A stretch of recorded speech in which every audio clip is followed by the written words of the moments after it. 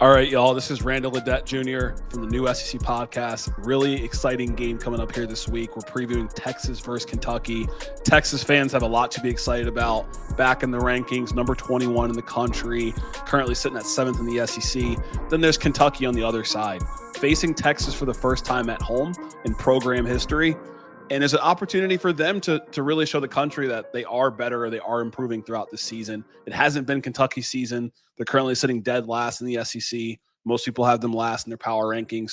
But I'm here to tell you what they can do well in this game, potentially win, and I can tell you what Texas needs to do to win this game as well. This game right now, Texas starts off favored 12.5, and the over-under is 42.5.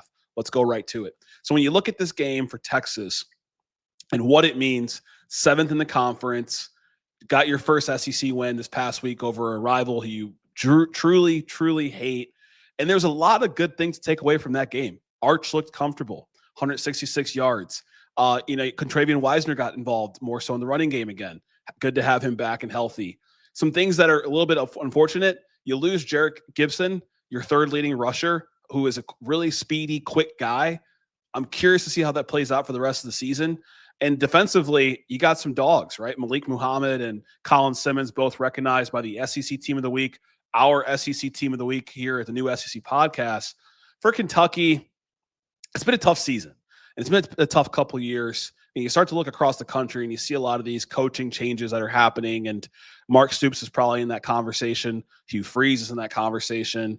Billy Napier has been brought up this week when it comes to potentially coaching changes. But for Kentucky, you got to find a way to point out what is working well. Quick break. Want to talk about our new partnership with Backer. Backer produces collegiate apparel for the true devoted fan. Backer wanted to ultimately create products that were quality, could last a long time, and you could wear in the mountains, rainy games, sunny games. They produce hats, outerwear, jackets, hoodies, and they're partnered with some of the best teams in the college football space right now. They have Georgia apparel, Texas apparel, and even better, 10% of the proceeds for each purchase go to the student athletes. If you're interested in learning more about their products, hit that link in the bio. And once again, thank you for tuning into our content. And it might not look like it from a statistical standpoint, but you look at guys like Ty Bryant on the defensive backside for Kentucky. This passing defense isn't the best when you look statistically, but they've accumulated 6 interceptions this season. And an area that Arch has struggled is turning the ball over. For them to have the best chance to win this game, they have to force turnovers.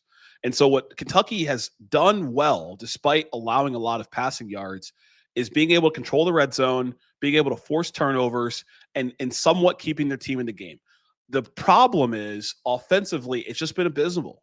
From a quarterback position, whether it's Zach Calzada or Cutter Boley, both of these guys are last in the conference when it comes to passer rating. They've only accumulated 4 touchdowns this season in the air. And then on the other side, the rushing yards per game, Seth McGowan, he's looked pretty good. It's just tough to run the ball when you find yourself behind a lot. We saw it in the Georgia game. They were driving down at the end to kind of in the first half to cut the lead to I think about 7 or 10. And they just couldn't capitalize and they couldn't score, had to go for a field goal and miss the field goal. But you got to get the ball in the end zone, and that's been a problem for Kentucky in the air. And you're not going to win games in this conference if you can't score touchdowns in the air. On the ground, they have 10 rushing touchdowns this season. Some of those, coming from the Toledo game where they won, coming from some of the Group of 5 games. I'm expecting another tough day in the air for Kentucky, and it's unfortunate. You look at the stats. Right now, Texas is 5th in the SEC in pass defense, 185.5 yards per game. Kentucky is averaging 172 yards per game passing. You saw Texas lock down John Mateer last week and Isaiah Sategna and all his weapons. I'm not expecting Cutter Boley to come out here and just show me a Johnny Manziel or an improved performance. But if they can establish the run with Seth McGowan, if they can really apply pressure to Arch Manning and Contravian Wiesner, right now for Texas, their leading rusher is Arch Manning still. And if you look at their schedule, they've played Ohio State. They've obviously played Oklahoma. They've played another SEC game. A lot of these other games that are padding their stats are kind of, UTEP, Sam Houston State. They have to establish a run game to really have a shot to win in the SEC. I don't know if it's necessarily needed today, but I would try to apply pressure to Arch if you want to have the best shot to win this game. You're playing at home, you're Kentucky. For Texas, a lot on the line. Again, you're still in the playoff race. You only got one conference loss. You got kind of a little gauntlet coming up here. You got Georgia coming up. You're going to be playing Arkansas at some point this season, so that should be an easier game.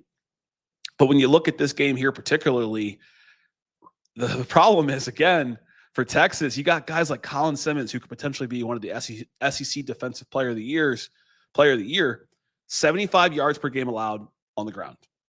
Kentucky's best chance offensively is what they could do rushing-wise with Seth McGowan. We can hope to see a little bit more from Kendrick Law in the receiving game. Cutter Boley, again, hasn't really truly been cutting it, no pun intended there. So when you look at this game and just really wrapping it up, keys for the game, it's what can Kentucky do on offense? Can this defense hold up enough for this offense to improve? We haven't seen it this season, unfortunately. And then for Texas, I would be trying to continue to build Arch's confidence. This is a good game for him to come out and show that he is improving. Obviously, a tougher game against Florida where they lost. A better game here against, this past week against Oklahoma.